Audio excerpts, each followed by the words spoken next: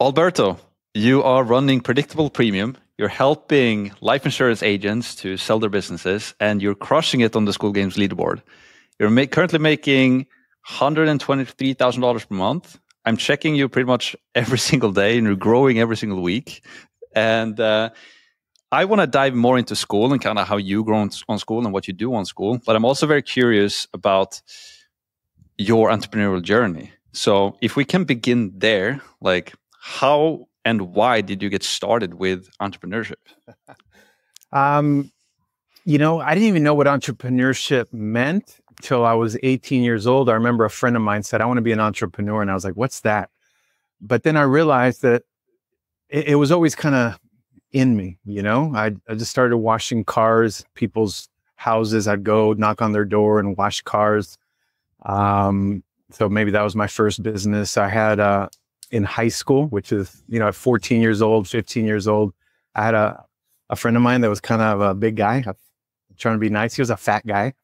And I remember that, we had some challenges financially and so forth. And I remember, like, at the mall, when you get your pictures taken with Santa Claus, I mean, it was expensive, man. Back then, like $20, $30 to get your picture with Santa Claus. So had an idea.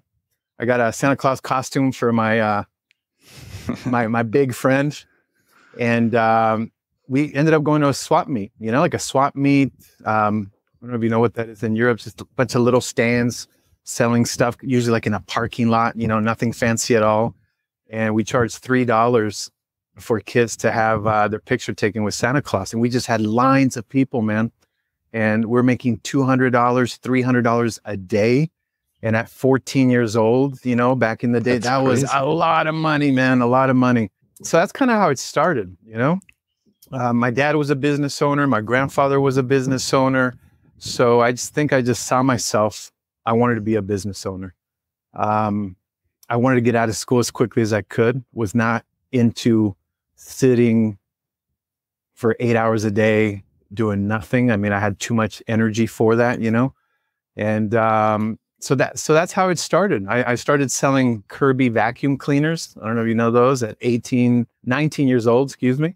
After I got kicked out of college, I went to college for a semester, and I didn't really go to college. I didn't go to class. I went to college, but not really to class, because I just wasn't interested, but everybody was going. So I thought it was the right thing to do. And it just didn't feel right to me. It just didn't. And so I kind of passively stopped going because I got kicked out, right? I didn't have the courage to just tell my mom, no, I don't want to go. So I took the actions to get me kicked out. So I didn't really have a choice. And that's how I started, man. Started in sales, selling vacuum cleaners door to door, then went to security systems, AT&T security systems. And I've always been very simple-minded. I just figure, okay, if I'm doing pretty good selling this small thing, maybe if I sell something bigger, more expensive, I can make more money. And that's how it started, When I was 20 years old, I went to an interview where I thought it was a one-on-one interview, and I show up and there's like 30 other people there. And I kept asking them on the phone, like, what is this? And they wouldn't tell me. They said, well, we sell something that every business owner needs. Okay, but what is it? Well, we sell something that everybody needs more of. And so I was curious. So I show up and there's 30 people there. I was like, what's going on here? And they did a great job of selling me on passive income. The guy that was doing the presentation had this pages and pages of little numbers, $7 here, $8 a month here, $12 a month. But he had pages and pages, and then it added up to almost $20,000 a month, which was, oh my gosh, that was crazy money. And it was people paying their insurance every month, and you get a small commission as the agent. And so he asked me something that really changed the trajectory of my life. He said, do you want to sell something once, get paid once, or do you want to sell something once and get paid many times? I'm 19. I'm like, well, I think, is that a trick question? I want to sell something once, get paid many times. He said, welcome to insurance. And that's how I got into the business, man. 20 years old. I asked him, well, why didn't you tell me it was insurance on the phone? He said, well, if I would have told you it was insurance on the phone, would you have shown up to the interview? I said, no way, dude. I wouldn't have come to the interview. He said, well, that's why, you know? And that's how I started, man. Always been coachable. I was hungry. I grew up with financial challenges. So I was very, very hungry. I'm the oldest of three, come from South America, Venezuela. And I just wanted to make money, man. I heard 100 times a day as a kid, we can't afford it. We can't afford it. We can't afford it. And I didn't want to hear that anymore. I didn't want to think that anymore. I didn't want to ever tell my kids that. So I was just hungry. I just did what it took. My managers called me ignorant on fire because they told me what to do and I did it. And that has worked pretty good for me. Yeah. So that's kind of how it started. Grew through the industry, became a district manager with the company, vice president with the company, and then started my own agency. That's how it all started, man. Awesome. Like during this entire process, like how did you figure out, because you said like a big drive for you was you wanted to make money, but how did you figure out how to make money doing something that you were actually passionate about? I got to tell you, I wasn't passionate about insurance back then. I wasn't. I was just young, wanting to make money. I was passionate about the opportunity that was presented to me. I saw people around making the kind of money I wanted to make. It was legal and ethical, so I just went for it.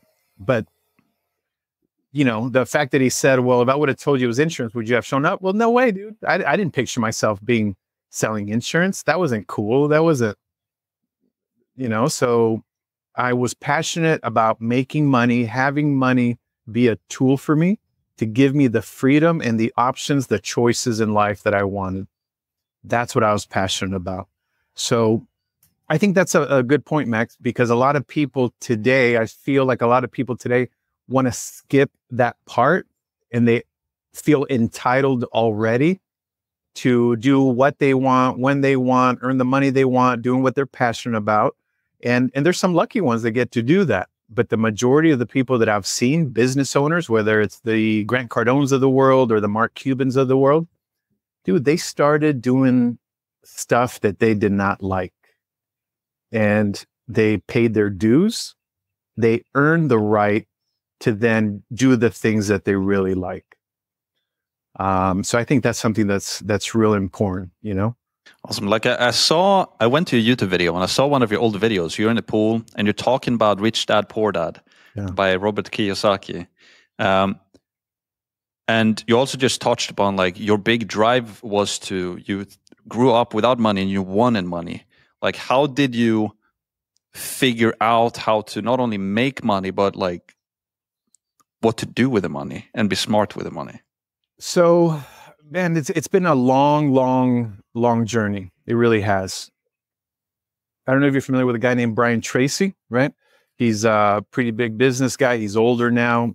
And I remember the first time that he had somebody come to it was a financial firm. I worked with a small firm. There was like 12 of us in a conference room, and a sharp talking sales guy comes, how this guy's going to make us rich and he's going to teach us how to be successful and how to increase sales. The guy's named Brian Tracy. Never heard of him.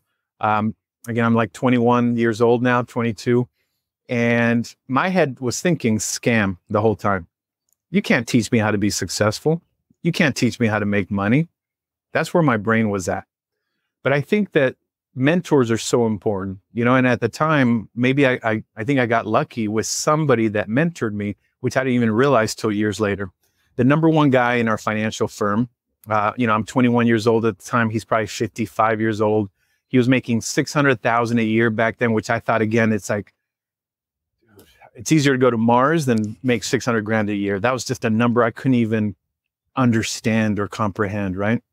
He had the country club membership and the two daughters in private school. And he was the top guy. At least I wanted to be like him. I wanted his production. And so he came up to me after that meeting, because I'm kind of giggling inside at this guy, this clown that's telling me that this guy, Brian Tracy, can help me be successful and sell more. I'm like, yeah, right. You know? And so Don was his name, Don Ames. He comes to me afterwards. He's kind of keeping an eye on me. And he puts his arm around me. I'll never forget. Another one of those moments that just changed my trajectory of my life. He says, Alberto, did you buy your ticket? And I laugh. I'm like, no way, dude. I'm not buying that. Are you kidding me? And then he says, I bought my ticket. And then I'm like, oh shit. And I get quiet and serious, right? And then he said something that changed my life forever. It's so simple. He said, Alberto, do you want to make the kind of money I make? I go, yes. Well, maybe you should start doing the things I do. Oh shit. I had to borrow money from my grandma, man. It was $400 for the day. It was one day at a hotel conference, $400. I didn't have it. And I had to borrow money from somebody. I borrowed it from my grandma, made it happen. And, there was, 1,000 people there. Usually I was always a back of the classroom kind of guy. This time, $400, man, I'm going to get my money's worth. I'm in the front row. I get there early. And it was the Psychology of the Sale was the name of the program, Psychology of the Sale. And I got my workbook, and it was the first time I ever wrote down a goal. And I remember he's like, think big, when you write down your goal. And I was like, okay, what's the biggest? And I'm writing it down like this, 75,000 a year. That's what as big as I could think. And there was somebody to my right and my left, and I was hiding it because I was embarrassed, because who the hell am I to think I could make such a huge fortune of 75,000 a year? I was embarrassed. I didn't want anybody to see that. And then Brian Tracy goes, double it. Whatever you put down, double it. I'm like, what the fuck? Like, dude, this guy's crazy. But I've always been coachable. Maybe I was doing it exactly the way he told me to do it because I wanted to prove him wrong. I'm just going to do exactly what you do, man, because I'm going to prove you wrong. Put 150,000. That was the first time I ever wrote down a goal. What else do you want? Porsche 911 convertible, of course, right? What else does a 21-year-old dude want? I want to live on the beach. This is in Texas, in Austin, Texas. There's not a beach nearby anywhere. And so these were all very big dreams of mine. And pretty crazy how it happened. 6 years later, I sold my first book of business, is the way we call it in the insurance industry, my clientele. And I'm moving to South Beach, Florida. Got a place on the beach. And as I'm unpacking, this workbook is there. And I start going through all the goals that I wrote down. And I just start checking them all off. The income, surpassed it. Going to the beach, did that. Porsche 911, I had that. And so that's how the journey started. But it started where I thought there's no way you could teach me how to make more money. Now today I invest. My biggest investments are in mentors, people that are a couple steps ahead of me, because I want to get the answers from them. I believe that's the life's business greatest shortcut. And so now I don't do anything by myself. I do everything by committee, I call it. I have people that are spiritually ahead of me. When it comes to relationships, they're ahead of me. Health, they're ahead of me. Career, business, money, everything. And so I just get the answers from them. And I think that that's the best way to do it. And going back to Rich Dad, Poor Dad, that's where I learned a lot of the business principles, money principles that helped me today. I mean, it's all in that book, Pay yourself first, assets versus liabilities. It's not what you earn, it's what you keep. And so these are things that I can recite 22 years after I first read the book, because I've read it so many times, studied it so many times, and I actually put it into action, right? Because I talk to people all the time. Oh yeah, I read that book 20 years ago. And so I'm always like, oh dude, congratulations, you must be financially independent. Oh no, I forgot, I didn't put anything into play. And I think that's a big difference as well. Why do you think your life changed after that? Because you were 19, 20, 21 years old, you were working in the life insurance business, and then you got to this event and you started to learn about goal setting. And then 6 years later, you actually achieved it. Why? How did that happen, do you think? And why did it happen? So I think something that's important to know is that it happened because I was hungry. I had things bigger than me. I wanted to help my family. I wanted to help I'm the oldest of three. I wanted to help my younger brother, my younger sister. They both have degrees and master's degrees, by the way. And I have none of that,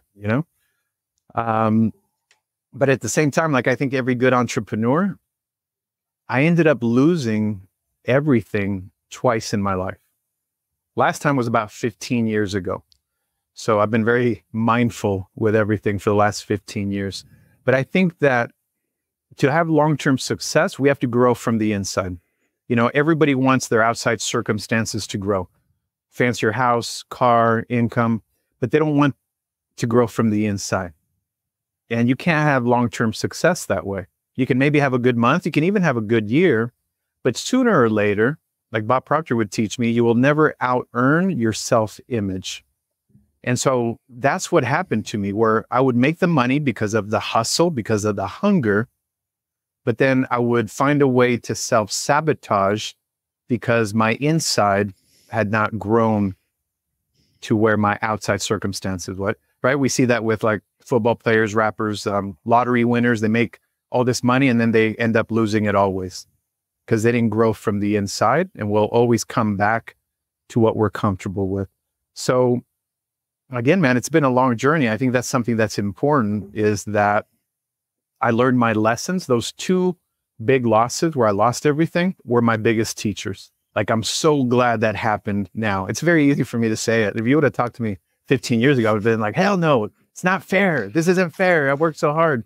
But today, not only did I learn the lessons from it, so I'm a lot more mindful and aware of what's happening, but I'm also able to appreciate everything way more because I know how hard things can be. And so today, you know, the grateful thing, I think, is a very trendy topic now. Oh yeah, I'm grateful. Hashtag grateful. But I can really, really genuinely be deeply grateful because, dude, I've had to do some crazy things. I mean, really not that crazy, but, you know, door knocking, sun up to sundown, 7 days a week, just to get back in the game, which I did that. Sun up to sundown, door knocking all day long in the heat, sweaty shirt, getting the door slammed in my face 50 times a day with no day off. And so I remember those days, which make me appreciate today so much more, you know? Interesting.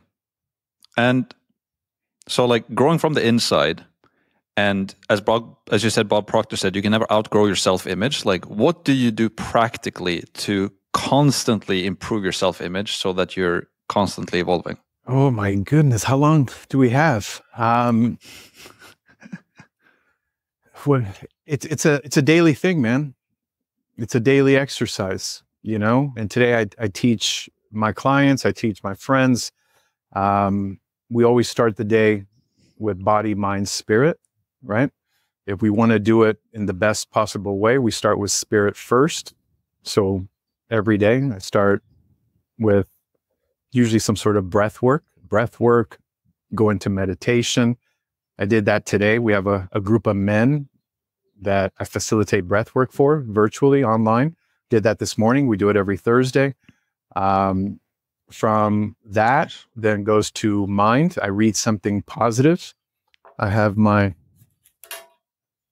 Think and Grow Rich book that's falling apart because I've read it so many times. And I've been reading it recently, something that inspires the mind. Do that for a while. And then the body. Go jump in the ocean, which makes it real simple here. Go for a swim, go for a surf, go for every once in a while the gym. I don't really like the gym. And so that's how I start my day. That's my morning ritual. And then on top of that, you know, I'm talking to guys like you, shooting ideas back and forth, sharing challenges we might be having, solutions we might be having, video trainings. You know, I was watching the Hermosi one day yesterday, finishing it up. Do that every day. And so it's a consistent work. I was going to say grind, but it's not really a grind because I do really love it. I've gotten to the point now where I really love that part of it. I love it. I got audiobooks on my phone I listen to. I'm going for a walk. And it's a consistent way to just keep increasing the standards, upping the bar.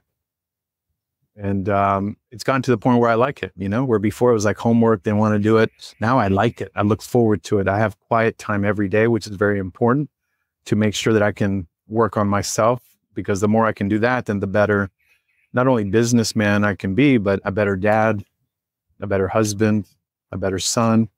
Got my mom coming tomorrow for Mother's Day. Nice. So I think that's important. Yeah. Awesome. So you attribute a lot of your success to like keeping yourself dialed in a way, like taking care of your mind and making sure that you're progressing and have a positive self-image that want to grow.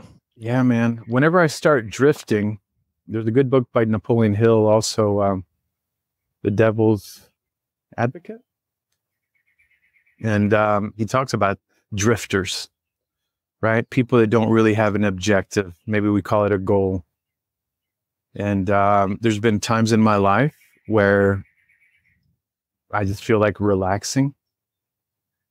And I got to tell you, my self-worth goes down. My confidence goes down if I'm not doing something productive. And this is something that's taken a while for me to learn. But, you know, nowadays we travel with the family. I have 3 kids. But when we travel, that's what's great about the way we do business today, is that I get to be productive while we travel. I need that, because if not, I get grumpy. And it's good to have a good partner, right? I'll celebrate 15 years married this year, that she knows me sometimes better than I know myself. And if I say something like, oh yeah, honey, I'm just going to take off from work, disconnect for a few days, she's like, no. You need to be productive. We don't want you grumpy around the family. And so it's gone from something I had to do to something I get to do every day, you know, but that's very important. Yeah. To stay focused on it.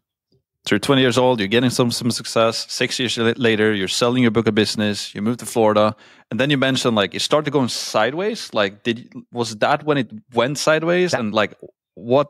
Yeah. That was the first time, man. That was the first time it went sideways. I had nothing productive to do. And again, I was 27 years old at the time, on the beach in South Beach, Florida. The reason I went there was I'd never been there before, but I'm just a single guy. What the single guys like, you know, we like girls, and it was a model capital of the world. So that's why I went there. And I didn't have anything productive to do every day. I was going out every single night, having a great time. I don't regret it. It was awesome. But I had about 1.5 year long bachelor party where, like, I mean, literally every night. It's crazy. I had 42 days. I used to get the Wall Street Journal. You know, the Wall Street Journal gets thrown on your doorstep back in the day, that when we had real newspapers, like at 5:30 in the morning. I had 42 days in a row. I would get home, pick up my Wall Street Journal and go in. 42 days in a row. I got home after 5:30 in the morning. Ridiculous. Back then I would really brag about it. Now I'm like, man, I was kind of an idiot.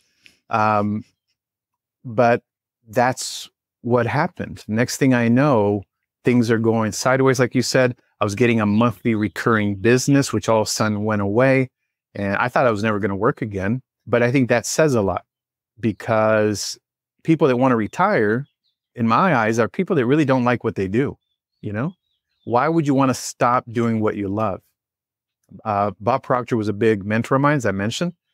We lost him about 2 years ago now. He was 87 years old. And a couple of weeks before, he was working at 87 years old. And that's what he would say. Why would I stop doing what I love? Ridiculous. And so that was me back then, which taught me a lot. I was working so I could stop working, because I didn't really like the work like most people today, right? And we deal with financial advisors. We help insurance agents. They help a lot of people with retirement plans. And so we hear it all the time. Yeah, I just want to make a little bit extra money so I can retire early, so I can stop working. And today I kind of feel sad for those people, because to spend most of your life, more hours every day than you do with your family, doing something you don't want to do, that you can't wait to stop doing, that's kind of sad. And that's kind of where I was. I was very happy. I thought I was never going to work again. And I'm glad that I got to work again, which again, back then was, oh shit, I need to make some money. Because I was able to get to a point like I am today where I love what I do. And I don't see myself ever retiring. But if it wasn't for me losing everything back then, I would have never had the opportunity to discover how amazing life can be if you just love what you do every day, where you lose track of time. You sneak off on the weekends to get work done just because you want to, not because you have to, right? And that is an amazing, amazing gift that I'm putting in my kids' minds every day, that they can do whatever it is that they really enjoy doing, because that's not the way I grew up. What were some of the toughest but best lessons that you learned during that tough period that you still use today, that helps you today? Man, there's so many. Something for nothing. That's the first one that came to mind. There's no such thing as something for nothing. You know, we just had like a record Powerball, like I don't know how many billions of dollars. People want something for nothing. We live in a microwave society. Everybody wants instant results with no effort for free. I laugh with my clients. I started telling them that years ago. I was like, I got it. I figured out what you guys want. You want instant results, right? Right now, instantly, like taking a pill with no effort. You don't want to do anything, and for free. You don't want to pay anything. And they're yeah, that's what we want. There's no such thing, man. Whatever you put in is what you put out. I tried to find all the shortcuts. Shortcuts can get you some temporary results, some temporary success. But if you want long-term success, you know, we're not talking a year, we're talking 10 years, 20 years, then there's no such thing as something for nothing. And the more you put in, the more you get out, always. And people want instant results nowadays. You know, people come to us to get more appointments on their calendar. Financial advisors want more activity on their calendar, leads, appointments. And nobody ever asks, how many appointments can I get in month 2? Even month 2. Nobody asks, how many appointments can I get month 2? It's always, how many appointments can I get right now? How many appointments can I get the first month? How many appointments can I get like right now and how fast? Nobody asks month 2, month 3. Everybody's focused on right now. And we get people that have been in the business for 15 years, 20 years. They've done okay, but they're still today, 20 years later, living paycheck to paycheck, have no idea where the next client's coming from, and they need their next client to be here now. That's pretty sad, man. And so, yeah, we put in, or we get out whatever we put in is a big lesson. The greater the effort, the greater the input, the greater the output. How has your life changed now since you started this entrepreneurial journey? You start to create a successful business for yourself. Like, how's your life and how has that changed? Oh, man. I got to work with Jay Abraham recently, and he's like, Alberto, are you making more money than you thought you were going to make? I was like, man, I'm making more money than I thought, than my mom, my biggest fan thought, anybody thought. He's like, that's good. I can tell you, he called me ambitiously complacent. Because that happens. When you earn more money than you thought you're going to do, you can become ambitiously complacent, right? And again, going back to mentors, it takes a mentor a few steps ahead to kind of wake you up to things like this that I hadn't noticed in myself. And so what has changed? Dude, everything. The ability to work with somebody like Jay Abraham, who was a legend. I couldn't even afford his books. The guy has $1,000 books. I couldn't even afford his books back in the day. And today I can call him a partner. To be able to, and that's what's most important to me, to be surrounded by these amazing people, right? To see somebody like Grant Cardone on social media and to have the opportunity to pay him $15,000 an hour so he can mentor me one-on-one. Oh, that's amazing. To see somebody named Bob Proctor on stage with 2,000 other people and saying, someday that guy will know who I am. I'm just one of 2,000. And then later on, to be able to work with him one-on-one, that to me is the most significant. Now, I think for most people that aren't there yet, they're like, who cares? They might care more about the Lamborghinis or the Ferraris or the freedom or that sort of thing. I don't have a Lamborghini or Ferrari, although my golf cart's pretty damn nice. Got to tell you, got a pretty nice golf cart. But the freedom to do what I want to do, when I want to do it, with the people I want to do it with. to help the people that I love. I mentioned my mom comes in town tomorrow. She's getting up there. She gets to travel first class to come see me. That's amazing. My dad passed away, man, when I was 9 years old. That's why life insurance is so important to me. I am a story of how bad things can get. We lost everything. And to have my single mom raise the three of us, I don't know how she did it. I literally owe her her life. So to be able to do, you know, just a couple of years ago, she was crying. She's like, I'm never going to get to see Venice, my dream, since I was a little girl. And to be able to give her a cruise, which is what she wanted, a cruise, an 11-night cruise that starts in Venice, ends in Barcelona. And not only give her that, man, she got the biggest suite on the boat. 2-bedroom, 2-bath, had a grand piano. I mean, my first cruise ship, I was like on the bottom with like no window, like it was horrible. 2 balconies. They treat her like the queen she is. Every show, she gets VIP, doesn't have to wait in line to get off the boat, on the boat, VIP. She doesn't have to wait in line. That to me is the most important stuff, to be able to treat my mom like the queen that she is. Now, on top of that, I get to live in a house that's on the ocean. That's pretty nice, in the best neighborhood, my favorite neighborhood in the world, because I don't like living in my second favorite place. I want to be in my favorite place. I have that as an option. My kids have never heard me say we can't afford it. Never, not once.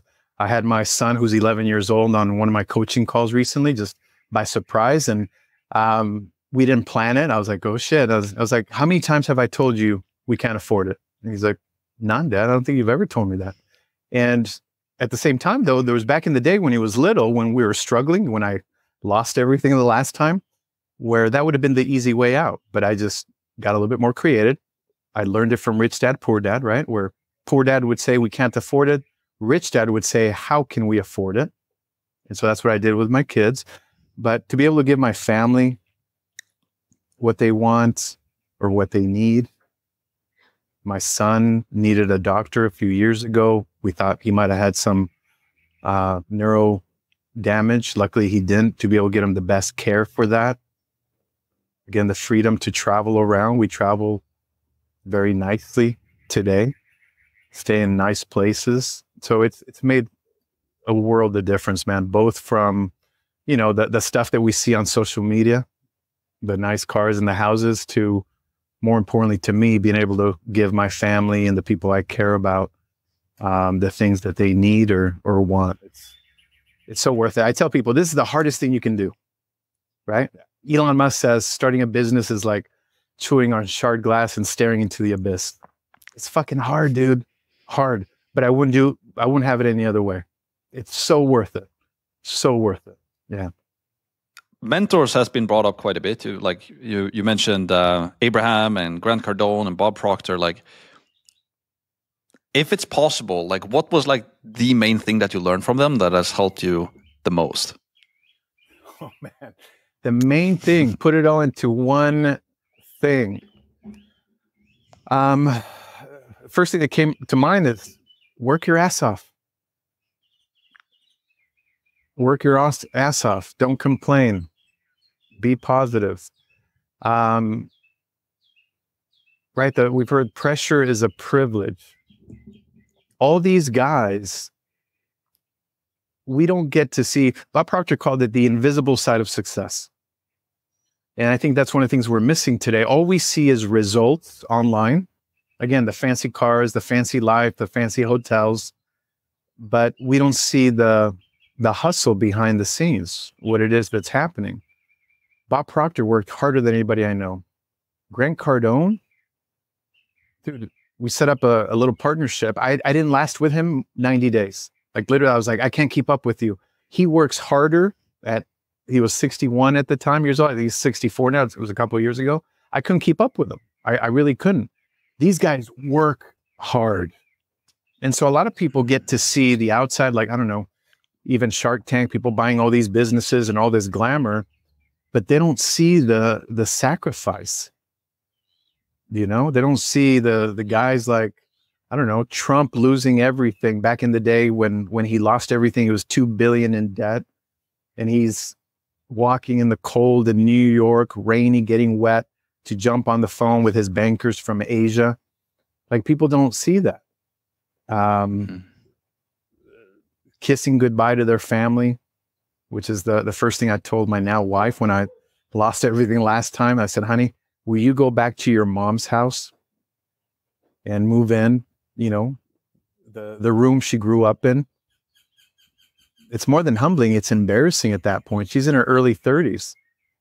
So I can focus on bringing us back, because I didn't want any distractions, sun up to sundown, the sacrifices that happens behind the scenes.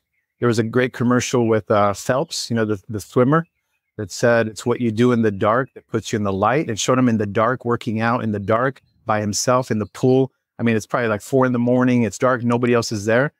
And it says, it's what you do in the dark that puts you in the light. And then it shows them getting gold, you know, with everybody taking pictures of them. And that's the piece that I think a lot of people are missing, because everybody sees all the result and the glamour and the money and the fancy stuff. But man, these guys work hard, right? Ramosi was talking about how he doesn't take days off. He went 101 days without taking a day off because he loves to work. Sam works 12-hour days, 6 days a week, because he loves to work. And that's what people do that are the best at what they do, you know? And I have all these stories of like guys going to play with like Larry Bird back in the day, where they'd show up early to the gym and Larry Bird was already there. Or there was another guy that was talking about Ronaldo, you know, the soccer, you guys call it football over there. He's like, yeah, I'm going to impress this guy. He shows up to practice 2 hours early. Ronaldo's already there sweating, you know, like, dude, Michael Jordan winning a championship, everybody's celebrating, and he looks at Tim Grover. Tim Grover goes like this, 5 or 6 to him. That means tomorrow morning in the gym, we doing 5 a.m. or 6 a.m. after winning a championship. I mean, that's what it takes to win. I think a lot of people don't know that. That's what I keep learning from the mentors. I just keep seeing it and keep seeing it and keep seeing it. Yeah. Yeah, that's so fun, right? Because we've talked about most people want it super easy and quick. And then you look at the people who are actually succeeding, and then they just work insane amounts of time and put in sacrifices and all of that. It's very interesting. And they love it. You know, that when you love something, it gives you extra energy. You're looking forward to doing it. You want to do more of it, right? And so it's become kind of a cliche, do what you love, do what you love. And I think ultimately everybody should have that as a goal, but it doesn't mean you don't have to do shit you don't love to get there. You know, I would work a 9-to-5 job for a while I'd work on my dream online at night when I got home. You know, I was selling insurance to pay the bills and buying online courses, marketing courses online. I get home at 7 o'clock at night, exhausted, man, after driving hours for the day, being rejected and, you know, working.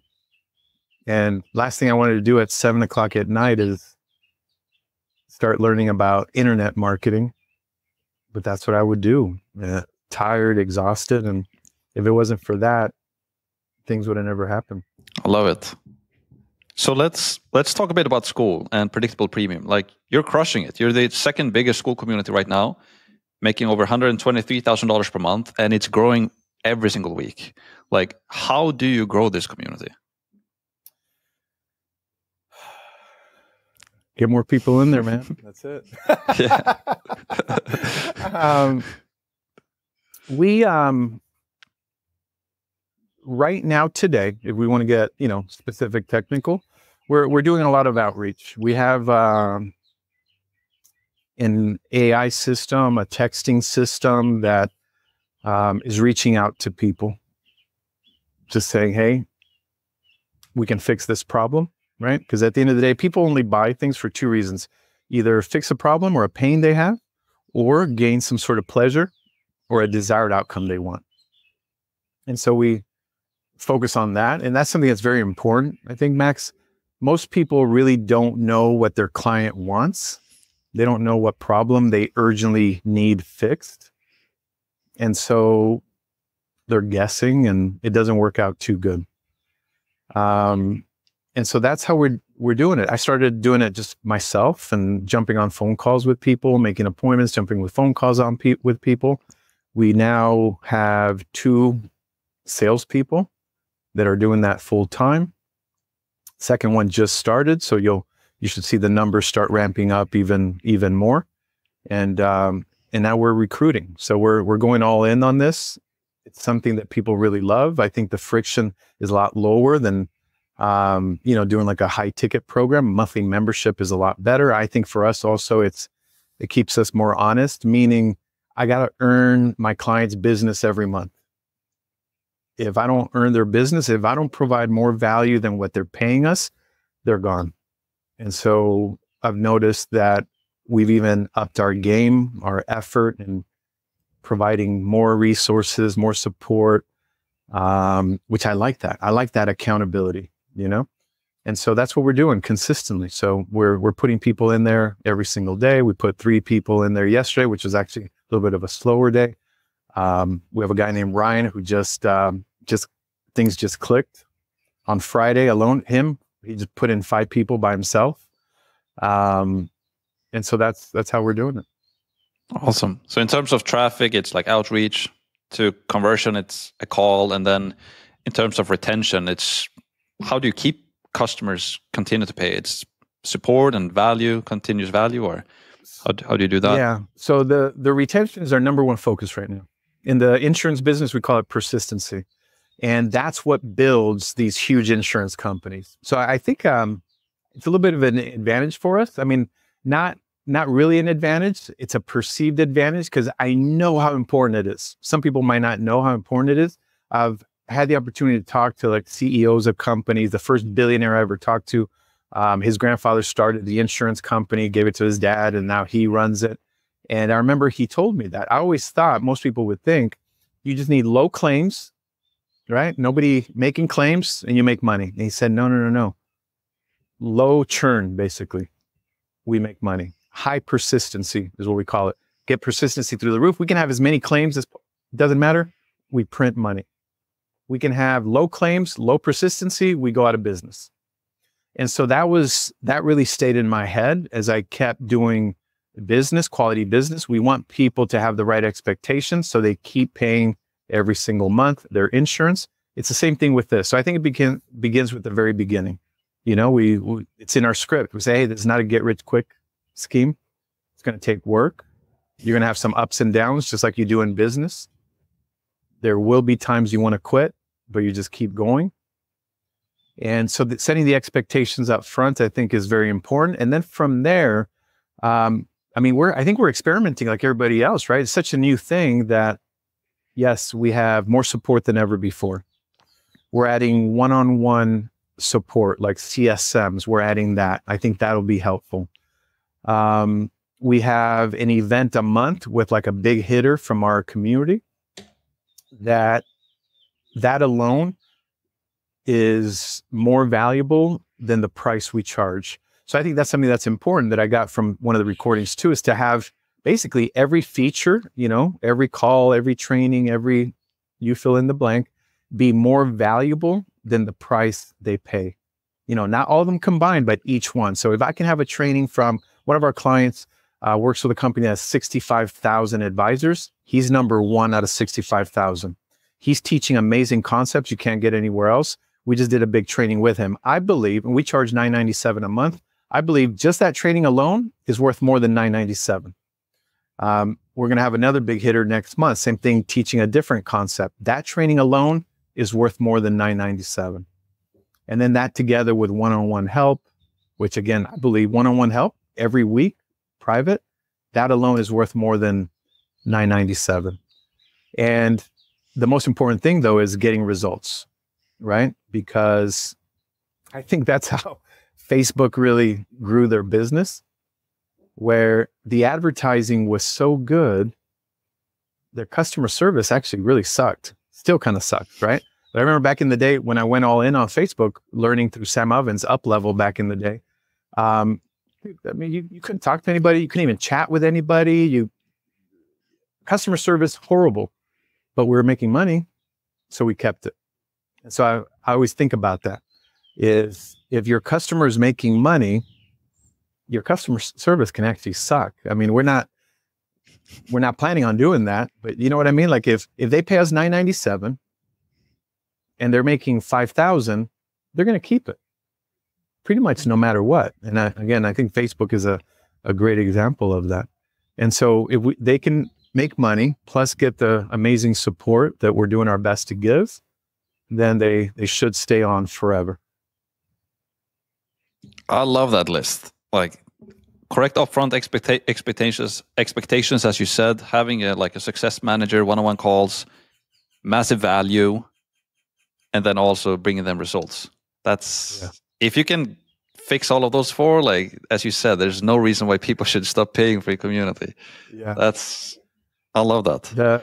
Well, here's the last missing piece though that I think is correct is you need a certain quality of client also, right?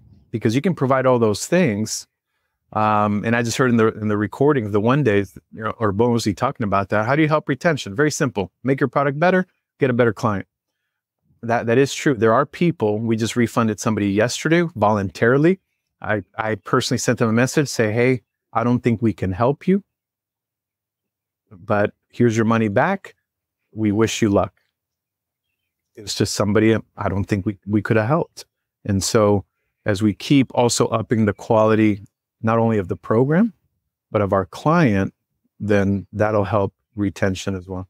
Has Skool changed a lot for you in terms of like how you run your business and how scalable your business becomes? Like, do you see a more brighter future now because of Skool as you did before Skool, or is it about kind of the same? No, I think it's changed a lot. I believe we're in one of those, I'm a little bit older now. I've seen some cycles in the world. I've seen some cycles in business, and I recognize a cycle here that's starting. If you're given an option versus paying, say $10,000 up front versus $9.97 a month. At the end of the year, $9.97 a month is actually more expensive. It's about 20% more. But in order to get started, to get involved, it makes it a whole lot easier, not only money-wise, but risk-wise.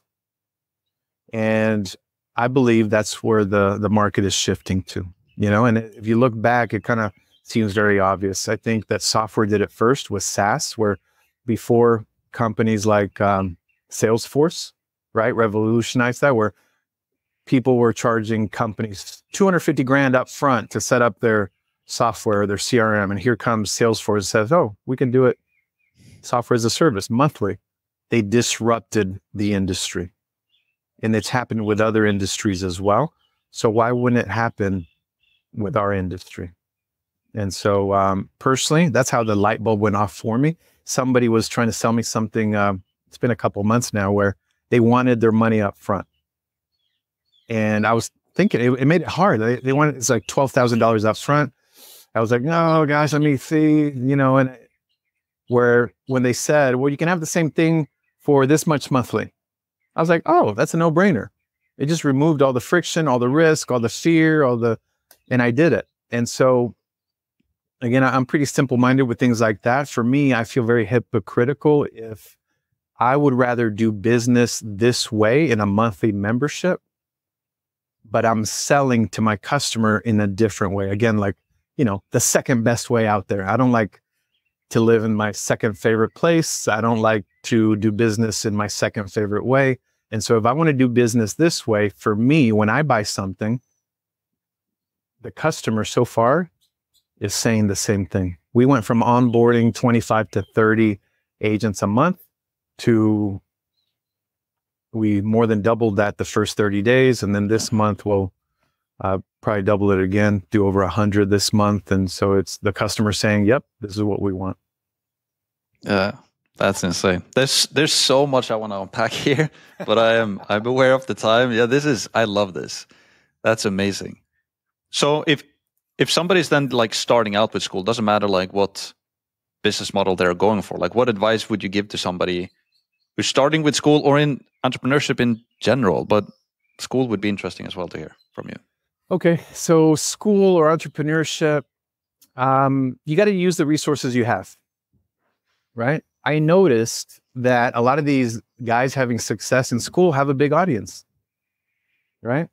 I don't have a big audience. I don't have an audience at all. I got 3,000 subscribers on YouTube.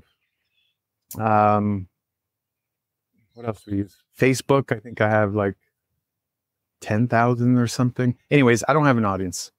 I'm going to get an audience, by the way. That's my long-term goal. We just hired a video editor, so we have resources now. I have a full-time video editor. And so number one, don't care what other people think. And I'm thinking that because as I put out my first videos last week and got 12 views, Max, didn't see you on there watching my videos. Maybe you can help me out with a like button or something. But yeah, you know, it kind of hurts the ego a little bit, like 12 views, like, oh man. Use what we have. We have time or money. In the beginning of business, usually we have a lot of time, no money. Use it accordingly. For me, it was door knocking on doors, using my time. Horrible way to use my time, but that's all I had. And I used free leads. So for somebody getting started with Skool, it's maybe DMs on Instagram or wherever your audience might be. Takes time, but it works. Use it accordingly. As we start doing that, it starts shifting, right? We got all this time, little money, then it starts shifting. And we get to a point where we have more money than time. And now we're looking for ways to become more efficient with our time, how to buy back time, how to leverage our time and use it accordingly. So, you know, look at people. What is it that they did when they were in your shoes? Because we have people, man, again, I have people all the time that are adding a second business and a third business and all these financial advisors. Oh, I do mortgages now. I do real estate. Like, well, Mark Cuban on Shark Tank is buying a business every week. It's like, yeah, dude, but you're not Mark Cuban. Mark Cuban became a billionaire with one business. Damon John on there became worth 400 million. One business, one product, actually, you know. Amazon got to over 100 million selling one thing, books. Don't look at where Amazon is now. See how they started. Do that. So that's something that people, you know, like, oh man, this guy is doing all these things and I want to do that. But you're not there yet. You haven't earned the right to be there yet. So look at your time, look at your money. For most of us starting out, we got way more time than money, and use it accordingly. And most likely be ready to get uncomfortable. Getting uncomfortable, doing something we don't like at the beginning is not a sign of, oh, my gut is uncomfortable. It's telling me retreat to find, we call it, you know, go back to no, it's saying this is a growth opportunity. Keep doing it, keep moving forward. And it's probably going to take a lot of DMs. You go work for Grant Cardone today, you got to make 250 cold calls a day. 250 cold calls a day. And so I kind of measured against that. Did you send 250 DMs today if you're starting out? Because you're on there for 30 minutes and nobody says, I want to buy your shit. Oh, I'm ready to give up. It's not working. Like, no, man, you got to get some bruises. You got to get scraped up a little bit, pick yourself back up. It's part of the process. Use your time and know that someday later, maybe like this, it'll make up for a good story. It'll be a great story. It'll make your book so much more interesting. Nobody wants to read a book of, I started, things were easy, I made millions. Nobody wants to read that book. It's the struggle that we love, the hero's journey. Here's how hard it was. Here's what I did. I slept on my buddy's couch. I had to borrow my buddy's car. I'm eating ramen on the floor. All things that I had to do. Man, it makes success so much sweeter now. You can appreciate it so much more. So yeah, start where you are now. Look to see what the people you admire were doing when they were in your shoes getting started. And you'll notice, same thing, like, dude, Grant Cardone used to knock on hundreds of doors every day.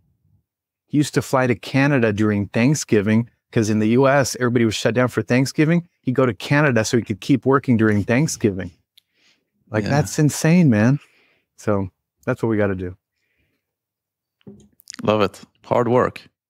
And regarding YouTube as well, like I 100% think that you should pick that up. I loved your YouTube videos. Super raw, massive value, and just getting some help, like having good titles and figuring that out, which I'm trying to figure out as well.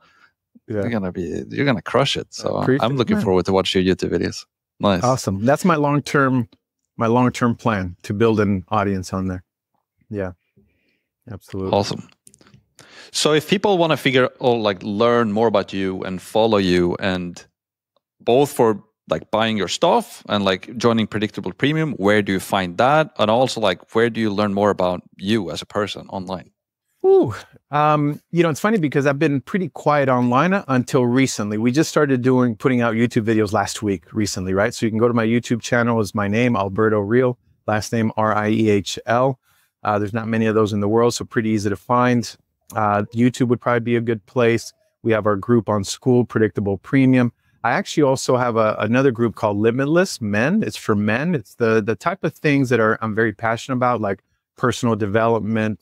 I've actually done a lot of work with psychedelics, with helping people with mental health. It's actually helped me in the past. People with addiction I also have a partner who's a performance psychologist, used to be for the Olympic team, at a very high level. We're helping men there. So you can find me there. And I think those are the best places, man. Yeah.